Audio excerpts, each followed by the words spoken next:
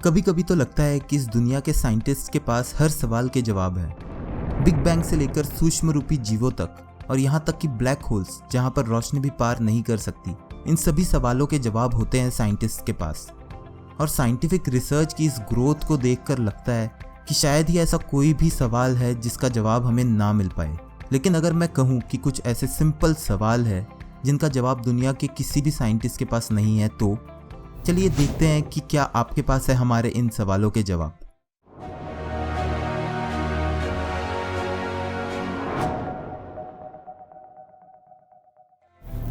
हम सोते क्यों हैं? सोना हमारी सेहत के लिए बहुत ज़रूरी है। अगर आप कई दिनों तक लगातार काम करते रहे या फिर बिना कुछ काम किए भी बिना सोए कुछ दिन निकाल दें तो आपका दिमाग काम करना लगभग बंद कर देगा। यहाँ तक कि आपको खुली आंखों से सपने दिखने लगेंगे, जिसे कहते हैं हेल्यूसिनेशन। तो हम ये तो जानते हैं कि हमारे लिए सोना बहुत ज़रूरी है। हमें ये भी पता है कि सोने से हमारे मसल्स को रेस्ट मिलती है और हम फिजिकली काम कर पाते हैं। पर अभी तक साइंटिस्ट ये पता नहीं लगा पाए हैं कि सोने से आखिर ऐसा क्या होता है जिससे कि हमारा दिमाग फिर से फोकस कर पाता है। क्योंकि दिमाग एक ऐसा मसल है जो कि लगातार काम करता रहता है। और कुछ रिसर्च के हिसाब से सोने से ब्रेन रिलैक्स होता है, पर इस बात का कोई भी पुख्ता सबूत नहीं है कि सोने से आखिर हमारे दिमाग में होता क्या है। आखिर ऐसा क्या प्रोसेस चलता है दिमाग में कि हम फिर से तरोताज़ा महसूस करते हैं। तो इन शॉर्ट, हम सोते क्यों हैं, इसका सीधा सीधा जवाब साइंस के पास है ही नहीं। हमारी हिंदी वर्णमाला का क्रम ऐसा क्यों है? हमारी वर्णमाला यानी कि क ख ग घ इसी सीक्वेंस में क्यों बोले जाती है? क्या कारण है कि ख क के बाद ही आता है और ग ख के, और इसी तरह सारा सीक्वेंस सेट किया गया है। बचपन से हमारे शिक्षक और माँ बाप ने इसी क्रम में हमें पढ़ना सिखाया है। हिंदी भाषा, जिसकी उपज 13वीं सदी में सिंधु घाटी की सभ्यता यानी कि इंडस वैली में हुई थी, दरअसल लगभग 3500 साल पुराने वैदिक संस्कृत भाषा से प्रेरित है। वैदिक संस्कृत का इस्तेमाल सभी वेदों को लिखने के लिए किया गया था। साथ ही रामायण और महाभारत भी वैदिक संस्कृत में ही लिखे गए हैं। तो ज़रा सोचिए कि एक भाषा जिसका जन्म 3500 साल पहले हुआ था, उसमें उस वक्त जिन ऋषि मुनि ने वर्णमाला का क्रम लिख दिया, सदियों से हम उसी को फॉलो करते आ रहे हैं। पर यह क्रम ऐसे क्यों है, ये किसी को भी नहीं पता। लोग लेफ्टी या राइटी क्यों होते हैं? इस दुनिया के लगभग 12% लोग लेफ्ट हैंडेड यानी कि बाएं हाथ से काम करने वाले हैं। बाकी बचे हुए पूरी आबादी दाएं हाथ से काम करती है यानी कि राइट हैंडेड है। बच्चे जब बड़े होना शुरू होते हैं तो वो अपने एक हाथ को ज़्यादा इस्तेमाल करना शुरू करते हैं।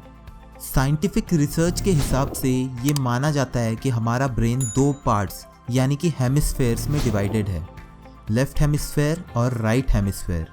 हमारी किसी भी भाषा को सीखने और समझने की क्षमता लेफ्ट हेमिस्फेयर में होती है, जिस वजह से लोग राइटी होते हैं। पर आश्चर्य की बात यह है कि लेफ्टी लोगों का भी लैंग्वेज कंट्रोल ब्रेन के लेफ्ट हेमिस्फेयर में ही होता है। तो ये रिसर्च शायद सिर्फ राइट हैंडेड लोगों के राइटी होने को ही जस्टिफाई करती है, पर लेफ्ट हैंडेड लोगों के लिए कोई जवाब ही नहीं है। और ऐसा क्या साइंटिफिक रीज़न है कि कोई दाहिना या बाहिना हाथ इस्तेमाल करता है, ये कोई भी साइंटिस्ट या डॉक्टर आज तक एक्सप्लेन नहीं कर पाया है। साइकिल आखिर चलती कैसे है? साइकिल चलाना तो आपने बचपन में ही सीख लिया होगा। शुरुआत में बहुत बार गिरे होंगे, लेकिन एक बार जब बैलेंस करना सीख गए तो खुशी का ठिकाना नहीं रहा होगा। क्या आप जानते हैं कि एक साइकिल जो कि बच्चा चलाता है, वो बैलेंस कैसे होती है?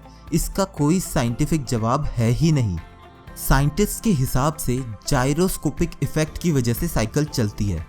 जायरोस्कोपिक इफेक्ट हमें रोज़मर्रा की ज़िंदगी में देखने को मिल जाता है, जैसे कि एक घूमता हुआ लट्टू या फिर हमारी अपनी धरती जब अपनी धुरी पर घूमती है। लेकिन ये थ्योरी इस बात को एक्सप्लेन नहीं करती कि साइकिल बैलेंस कैसे होती है।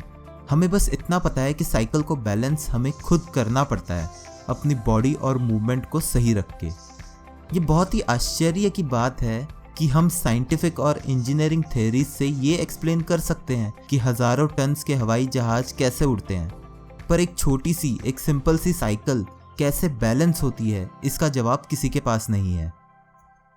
हम जम्हाई क्यों लेते हैं?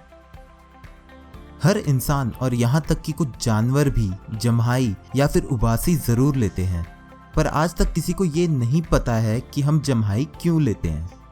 कुछ लोगों के हिसाब से जम्हाई लेने की वजह सुस्ती होती है, या फिर ऐसा तब होता है जब आप काफ़ी थक जाते हैं, पर इसका कोई भी साइंटिफिक एक्सप्लेनेशन नहीं है।